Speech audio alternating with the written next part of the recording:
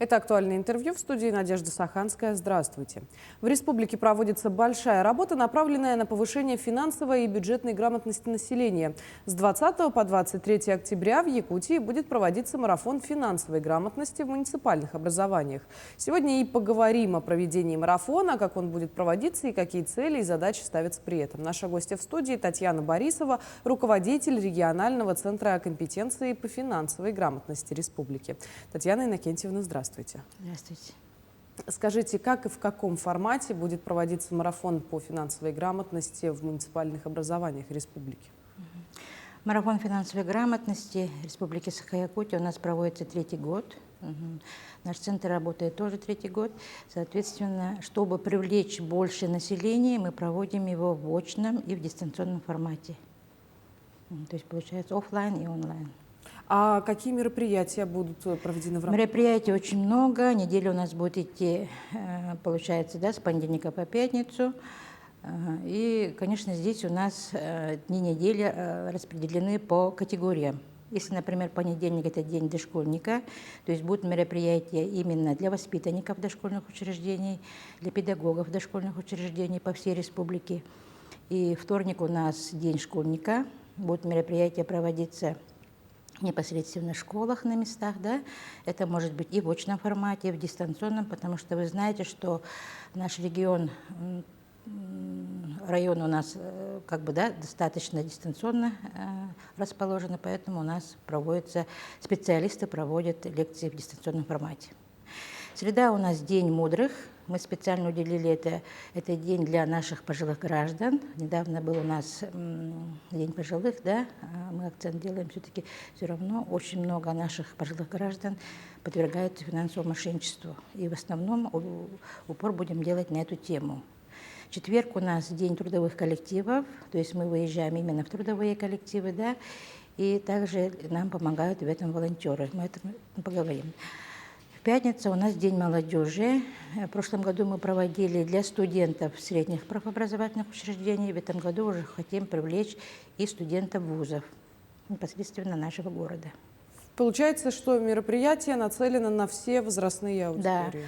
Да, на все население. Здесь у нас от нуля до называется.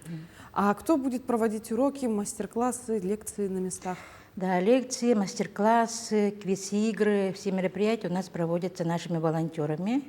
Нашими волонтерами финансовое просвещение являются, начиная от школьника, да, школьники средних образовательных учреждений, студенты, не педагоги, специалисты в области экономики, это работники банковской сферы, работники налоговой, скажем, да, социального страхования, Роспотребнадзора, так и далее. То есть специалисты, непосредственно владеющие этой информацией.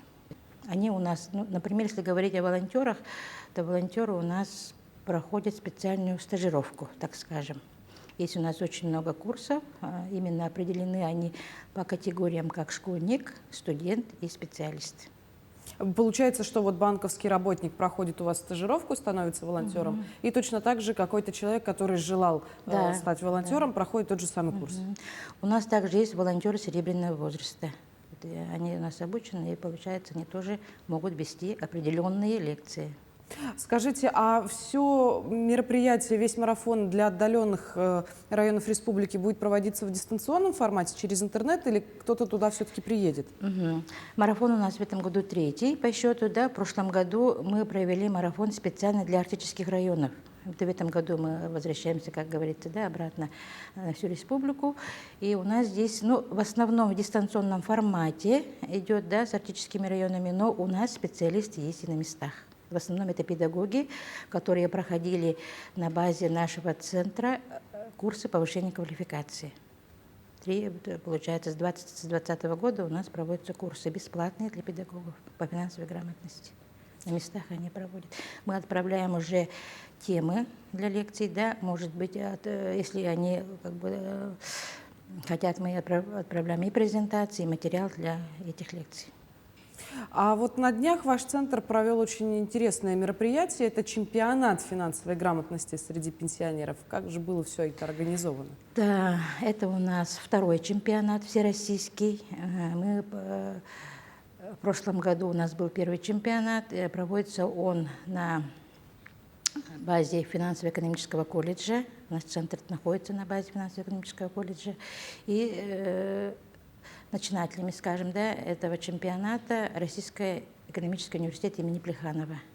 Да, вот они разрабатывали положение всероссийское, да, все вот эти документы, может быть, задания, да, они отправляли непосредственно по всем регионам России.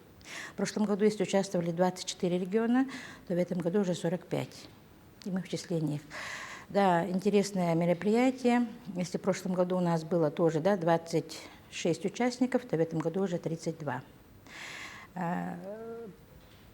Принимали участие у нас жители нашей республики от 55 лет и старше. То есть, да, вот категория именно для пожилого возраста. Разработаны были задания, которые вот отправлены, да, Рио Плеханова. Они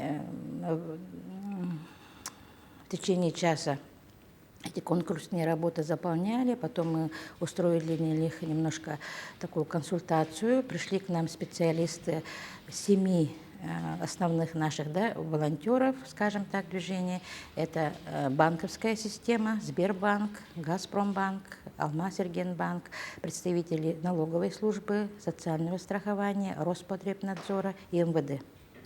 И после этого мы своих пенсионеров, скажем так, да, водили на мероприятие в музей, Национальный художественный музей.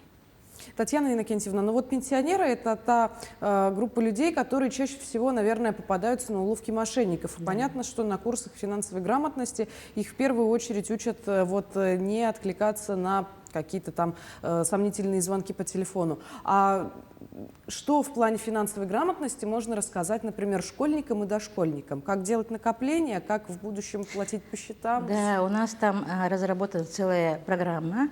Вообще с 2022-2023 учебного года по ВГОСТ Российской Федерации введены элементы финансовой грамотности в предметы школьной программы. Это со 2 класса. Если в начальной школе у нас введены элементы на уроках математики окружающего мира, то уже средние классы, уже обществоведение, также да, алгебра, геометрия, безопасность жизнедеятельности, география, история. То есть, соответственно, мы обучаем детей финансовой безопасности с начальных классов. Да. То есть, получается, не отвечать на телефон, да, скажем так, на незнакомые номера, хранить свои персональные данные, то есть, да, не рассказывать. Вообще по финансовому мошенничеству у нас в республике ведется очень большая работа просветительская, хотя очень много уже граждан, да, если говорить про статистику МВД, то за первое полугодие 2023 года у нас почти 500 миллиарда рублей физические лица отдали мошенникам, к сожалению. Есть такая статистика, да.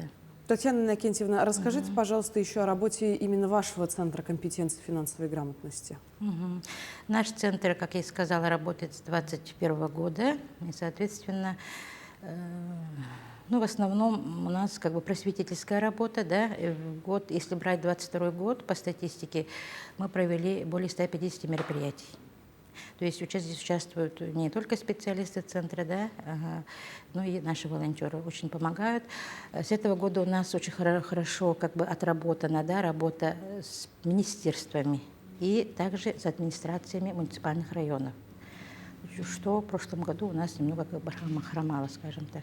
Но то, что у нас вот администрации районов, да, именно непосредственно заместители глав по социальным вопросам этим уже занимаются. Также педагоги на местах. У нас в каждой школе нашей республики, у нас школ 600, более 600 школ, есть ответственные по финансовой грамотности. Потому что стратегия финансовой грамотности у нас продлена до 30 года по России. Поэтому мы все-таки до 30 года должны финансово грамотными, население у нас должно быть 100%. Мы к этому идем. И центр, конечно, работает именно по этому направлению, да. Направлений много, но все-таки все равно, в первую очередь, это у нас просветительская работа. А вот до момента открытия центра кто исполнял все эти обязанности? Да, центр у нас, скажем так, работает непосредственно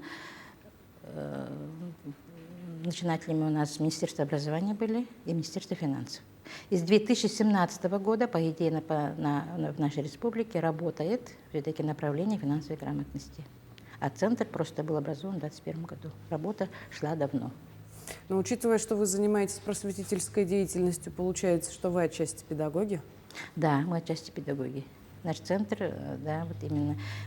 Наш центр расположен на базе, еще раз говорю, да, финансово-экономического колледжа. Это у нас колледж с историей большой, да. Почему именно на базе финансово-экономического колледжа был, как бы, да, организован этот центр? Все-таки 93 года в этом году нашему колледжу. Это много он говорит. Мы все являемся специалистами в области педагогики и экономики финансов. И, соответственно, конечно, в основном у нас работают педагоги-финансисты. А в целом в колледж сам очень ли много идет молодых ребят, чтобы стать в будущем вот Да, специалистом? у нас в колледже 4 специальностей. Это экономика, бухучет, финансы, банковское дело и коммерция. Да, не только в этом году, но и у нас набор идет достаточно, да, скажем так. На место бывает 16-20 абитуриентов. Это действительно да. говорит о высоком конкурсе. Татьяна Иннокентьевна, и учитывая, что сегодня отмечается День учителя, позвольте вас поздравить с этим праздником. Возможно, у вас есть поздравления для коллег. Благодарю, Надежда. Да, пользуясь моментом, я хочу поздравить своих коллег с таким замечательным днем, с Днем учителя. Это очень благодарный труд, конечно, он очень тоже, да. И поздравляю, пользуясь моментом, тоже хочу поздравить свою свекровь Валентину Васильевну, педагога начальных классов. Ей 80 лет, она отработала всю жизнь в сфере образования. И также своих коллег, в частности, преподавателей финансово-экономического колледжа Республики Саха-Якутия. Спасибо. Я благодарю вас, Татьяна Иннокентьевна, что нашли для нас время, ответили на вопрос. Хочется пожелать, чтобы форум, который вот состоится в 20-х числах октября, действительно прошел на высокой ноте, и чтобы те люди, которые попадаются на уловки мошенников, поняли, что за свои финансы действительно надо бороться, чтобы они потом не спели панихиду. Спасибо. Приглашаем всех на наш финансовый марафон. Спасибо. Ну а я напомню, вы смотрели программу «Актуальное интервью». До встречи в эфире.